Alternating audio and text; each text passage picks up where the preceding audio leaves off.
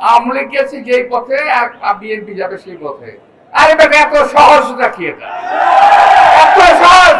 BNP ক্ষমতায় যাওয়ার আগেই বাংলাদেশের ক্ষমতায় লোভী কিছু দল বিএনপিকে ক্ষমতাসীন ভাবার চেষ্টা করছে এবং বিএনপি ক্ষমতায় আছে এই ভেবে বিএনপি বিরুদ্ধে শত্রুতা করছে, বিএনপিকে আওয়ামী লীগের দিকে ঠেলে দেওয়ার চেষ্টা করছে। বিএনপি একটি জনপ্রিয় দল, এই দলকে দেশের জনগণ ভালোবাসে, এই দলকে সহজেই জনগণের মন থেকে উঠিয়ে ফেলা যাবে না, যত ষড়যন্ত্রই করেন। আজকে একটি কথা না বলেই নয়, এক লোকের দল, আমার ছোট ভাই মজনু ভালো করে বলে গেছে, আমি বলতে চাই না নামটা, সে ভালো বলছে, আমি তার সাহসের প্রশংসা করছি, সত্যি কথা বলার প্রশংসা করছি। এই লোকটি এবং এক দল তারা বলছে, স্লোগান দিচ্ছে, আওয়ামী লীগ গেছে যেই পথে আর বিএনপি যাবে সেই পথে। আরে বেটা এত সহজ নাকি এটা? এত সহজ? আমাদের কোথাও যাওয়ার রাস্তা নাই, এই বাংলাদেশ আমাদের স্থায়ী ঠিকানা, এই বাংলাদেশে আপনারা রাজত্ব করবেন।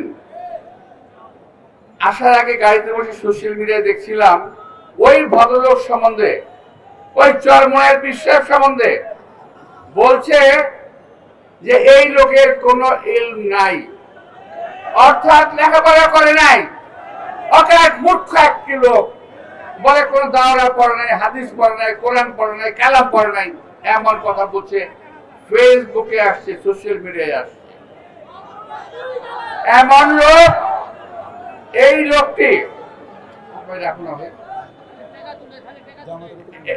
লোকটি এবং তার দলবল বিএনপিকে এখন সহ্য করতে পারছে না, কিন্তু আওয়ামী লীগকে উনি ঠিকই সহ্য করতেন। আপনাদের মনে আছে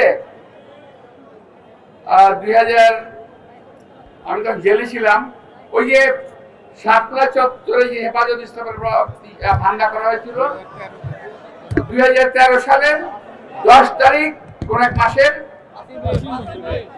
10ই মে, 5ই মে হামলা করা হয়েছিল। আমার ভুল হতে পারে, হামলা করা হয়েছিল, আপনার মনে আছে তো? এই চরমনের বিশ্বাস কোথায় ছিলেন? উনি কি মুসলমানদের পক্ষে কিংবা তাদের পক্ষে দাঁড়িয়েছিল? দাঁড়ায় নাই। কে দাঁড়িয়েছে? বিএনপি দাঁড়িয়েছিল। সেই দিন বিএনপির পক্ষ থেকে আমি মির্জা আব্বাস জেলে বন্দি থাকা অবস্থার পরও আমি হেফাজত ইসলামকে জেনারেটর সাপ্লাই দিয়েছিলাম, হাজার হাজার প্যাকেট খাদ্য সাপ্লাই দিয়েছিলাম। আমার পাশে আছে মজনু, পাশে ছিল হাবিব এবং আরো অনেক ছেলেপেলেরা মিলে ওই জীবনের ঝুঁকি নিয়ে খাওয়া সাপ্লাই দিয়েছি।